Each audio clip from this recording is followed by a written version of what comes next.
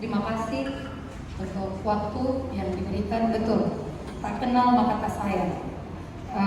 Nama saya Yuniati Arlen Hendrina Manilomi.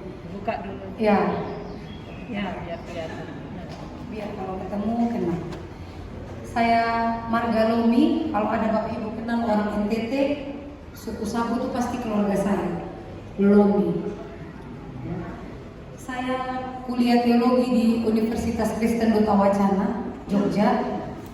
Masuk 2012, lulus 2016, lalu mengambil profesi Certificate of Church Ministry atau CCM itu 1 tahun dan lulus 2017. Orang asli NTT, Sabu, suku Sabu. Saya 6 bersaudara, saya yang terakhir. 5 orang saudara saya sudah menikah, saya belum menikah, tapi saya sudah punya cucu, ponakan. Jadi saya sudah dipanggil mama, kalau saya ke Bali saya dipanggil oma. Oma itu eyang, karena saya sudah punya cucu gitu. Memang usia saya dengan kakak-kakak terlampau cukup jauh gitu, jadi saya sudah punya cucu. Umur 34 tahun. Kalau dulu skripsi saya ambil teologi kontekstual. Ya, jadi saya sangat mencintai kalau dalam gereja ini ada nuansa Jawa atau ada nuansa Lampung, itu luar biasa karena itu mau menunjukkan bahwa Tuhan tidak hadir dalam ruang kosong. Dia hadir dalam konteks kita, keadaan kita. Ya. Lalu apa lagi yang perlu ya? Oh, alamat di sini. Ya, pengalaman. Pertama kali di jemaat di Sumba, Gereja Kristen Sumba, GKS, itu praktek 6 bulan. Lalu di GKI Bogor pelayanannya ke arah Sentul dan ke arah Jakarta Selatan. Kemudian pernah di GPIB Jogja dan juga di GKJ Tegal, tapi itu dalam pelayanan dalam kampus gitu.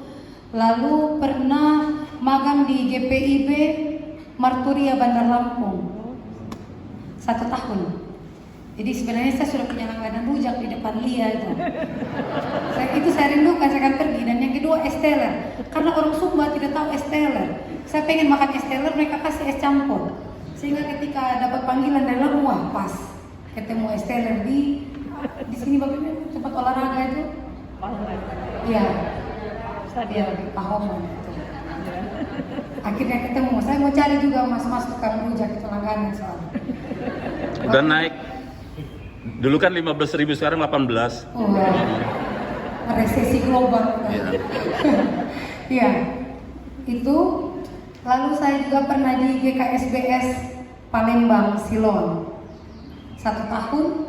Lalu pulang lagi ke Sumba 1 tahun vikariat di GKS di Sumba. Dan sekarang di GKS tapi ada BS-nya, GKSBS. Begitu Tanjung Karang. Sama Bapak Ibu, GKS yang ada di Sumba dan GKS yang ada di sini, kita sama-sama orang yang Injilnya itu dilahirkan oleh GKJ. Jadi tidak banyak perbedaan. Baik doktrin atau apapun itu sama, liturgi dan seterusnya sama. Bahkan GKS sampai hari ini masih terus studi banding ke GKJ untuk mengalami pembaruan, perkembangan dan seterusnya. Jadi tidak begitu kaget untuk internal, tetapi yang betul-betul sungguh harus dipelajari falsafah Jawa. Karena saya sekarang bukan di tengah-tengah orang Sumba. Jadi waktu khotbah tadi saya sadar-sadar suara saya. Jangan-jangan orang Jawa pikir saya lagi marah dari mimbar. Karena ini baru pulih suara saya nih. Waktu Zoom beberapa kali sampai nggak bisa bicara. Kenapa Bapak Ibu? Karena saya melayani di salah satu gereja cabang. Itu kondisinya jalan tanjakan. Nah di tanjakan itu ada gereja, pas di pinggir jalan pas tanjakan tidak ada listrik. Jadi tidak bisa menggunakan mikrofon seperti ini.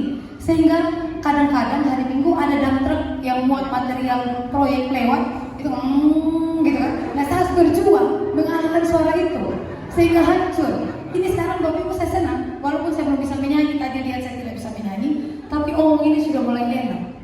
Karena itu setiap minggu berjuang melawan suara dalam track itu. Ya, jadi belajarnya apa? Belajarnya kalau kita mau dengarkan firman Tuhan itu tidak usah lihat siapa yang di sini, tidak usah dengar yang lain-lain. Kalau mau firman Tuhan. Lagi pula kalau meditasi kan bukan meniadakan suara. Meditasi itu kan menyadari suara gitu. Itu yang saya ngomong sama jemaat supaya saya jangan kalah sama dump truck yang lewat gitu. Lalu apa? Saat ini tinggal di rumah Ibu Christine karena pastori belum bisa ditempati sampai bulan Agustus.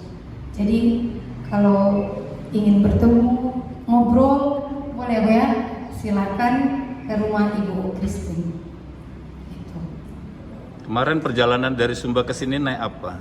Dari Sumba ke sini pesawat seperti biasa 2 kali transit. Daripada nginap di Jogja, saya milih ke Bali dulu, ketemu cucu-cucu dulu. Karena ada satu cucu saya yang baru lahir dan belum pernah ketemu. Jadi saya 2 malam di Bali. Kemudian dari Bali transit Jakarta dan sampai di Bandar Lampung. Jadi kalau mau ikut perjalanan yang tidak singgah-singgah itu tetap 2 hari.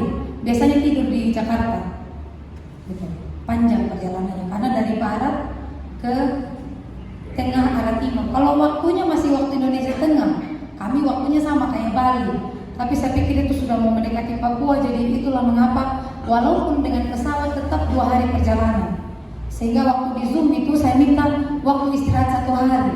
Karena pernah waktu ke Palembang itu Pak Pendeta Dono ngobrol, saya udah kaget saya tidur. Saya takut kejadian itu terjadi lagi, sehingga saya minta Bapak Ibu nanti kalau saya tiba tanggal 11, saya minta waktu istirahat tanggal 12. Jangan ajak ngobrol dulu, nanti nggak nyambung. Tetapi tidak seperti itu karena sudah singgah di Bali. Kalau naik bis apa yang ke Sumba itu? Kalau naik bis sampai ke Bali ada. Waktu kuliah kan biar irit naik bis dari Jogja ke Bali, itu namanya Safari Dharma Raya atau wisata komodo, itu bisa tidur, ada selimutnya. Itu lebih irit. Nanti dari Bali baru pakai pesawat. Karena pikir-pikir naik kapal juga ada makan minum sama. Waktu itu kan masih 700.000, 500.000 tiket pesawat masih murah loh. Jadi udahlah naik pesawat. Hanya konsekuensinya tidak bisa bawa oleh-oleh yang banyak kalau naik pesawat. Kalau naik kapal bisa bawa dos-dos yang banyak aja buat keluar dari kampung. Ya itu ada lagi apa? Ya, karena ya satu hal yang ingin saya sampaikan, saya suka istilah waktu saya dipanggil di GKSBS Palembang Siloam. Pak Kurniawan almarhum dia katakan begini di telepon beliau, katakan Mbak Lomi, kami pinang Mbak Lomi malam ini. Nah itu bagus, saya suka konsep berpikir yang begitu. Yang namanya pinang, yang namanya hubungan itu kan harus ada kesetaraan. Artinya bukan hanya suami yang membentuk istri atau istri membentuk suami, suami menghormati istri, istri menghormati suami, tetapi kesetaraan. Kita sekarang ilmu bahkan teknologi kita berkembang, kita sudah sampai di titik kesetaraan. Tidak ada satu yang lebih dari yang lain. Kalau yang satu salah ditegur, yang lain salah juga ditegur, artinya setara Bapak Ibu. Nah kalau juga dalam penerimaan, dalam membentuk, Bapak Ibu membentuk saya, ajar saya falsafah hidup orang Jawa, karena itu baik. Begitu. Kalau dulu ada teman saya ganggu, dia selalu sepukul pakai kursi. Lama-lama itu tidak baik. Saya belajar dari teman saya orang Jawa Tengah, tidak semua hal bisa diselesaikan dengan kekerasan. Kita saling membentuk. Nah saya pikir CPDT, proses pemanggilan pendeta itu begitu. Bapak Ibu belajar mengenal saya belajar mengenal Bapak Ibu. Bapak Ibu belajar menerima saya, memperbaiki kekurangan dan saya juga. Mari kita dalam hubungan yang setara, kita saling membangun. Ya, lebih baik membangun daripada mempertuan dan memperhamba. Kalau orang Sumba itu hobi tuan dan hamba, masih ada hamba sampai hari ini, gitu ya. Jadi jangan seperti itu. Mari kita membangun hubungan kita dengan setara. Dan yang terakhir sekali, saya percaya dalam hidup ini tidak ada yang kebetulan. Kalau hari ini saya berdiri di depannya Bapak Ibu, itu ada dalam kehendak Tuhan. Amin. Nah, tetapi apakah akan terus dan akhirnya menjadi pendeta? Itu rahasia, itu kemuliaan Tuhan. Karena itu mari Bapak Ibu sungguh-sungguh bergumul. Jangan lupa bahwa proses pendetaan ini dalam doa-doa pribadinya Bapak Ibu, supaya nanti betul-betul memilih pendeta yang memang kehendak Tuhan. Jangan menjadi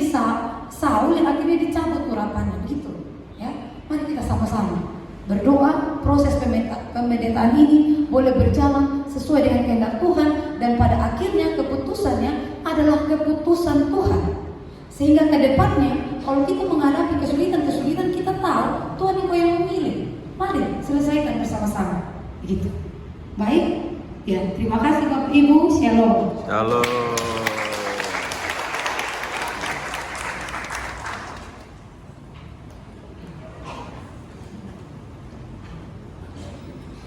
Terima kasih kepada Mbak Roni yang sudah memperkenalkan diri, dan untuk lebih lengkapnya nanti jadwal kegiatan selama masa perkenalan akan disampaikan ke jemaat melalui majelis doa.